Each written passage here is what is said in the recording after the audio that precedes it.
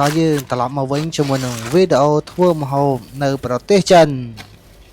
បាទវីដេអូនេះគឺខ្ញុំគិតថាវាមើលទៅវាត្រជាក់ភ្នែកវា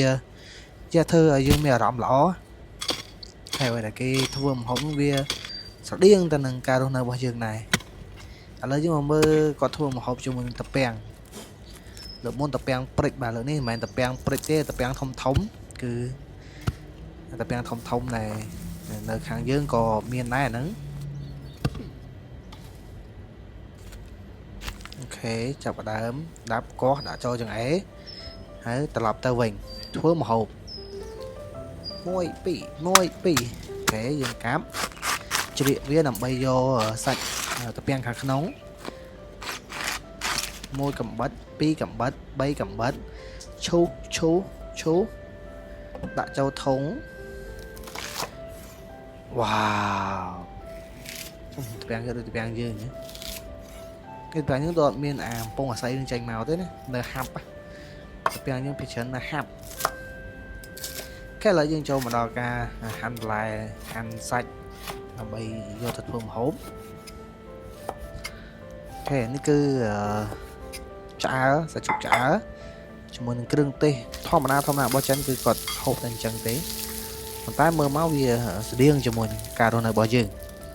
ឡូវយើងដាក់សាច់ជ្រូកឆ្អើរចូលមានខ្ញីខ្ទឹមម្ទេសវ៉ាឆ្ងាញ់មើលមកតំណងមកប៉ុន្តែការលាយគ្រឿងក៏ដូចគ្នាទេអូខេចាំដាក់តាពាំងចូល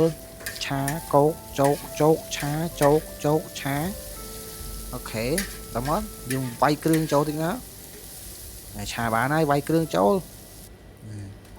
តោះដាក់ស្ពៃជ្រក់អូខេនេះស្គាល់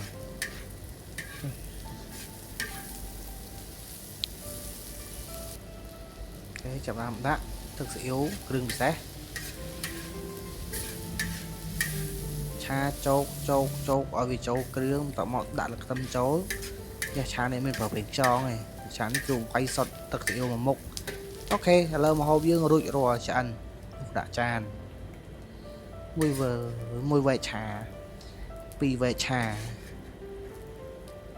3វែកឆា4វែកឆា5វែកឆាអូខេតោះយើងមកញ៉ាំទៅយ៉ាម្ហូបនេះតំណងឆ្ងាញ់ខ្ញុំចូលចិត្តឆាអញ្ចឹងខ្ញុំគិតថាវីដេអូដែលគេធ្វើញ៉ាំជាមួយនឹងឆាចេះទី1ងាយស្រួលទី2លឿនហើយឆាប់បានហូបយ៉ាតំណងណាខ្វាច់អូខេវីដេអូយើងមានតែប៉ុណ្្នឹងទេអរគុណខ្ញុំខំថាអ្នកនរគ្នានឹងពេញចិត្តវីដេអូនេះ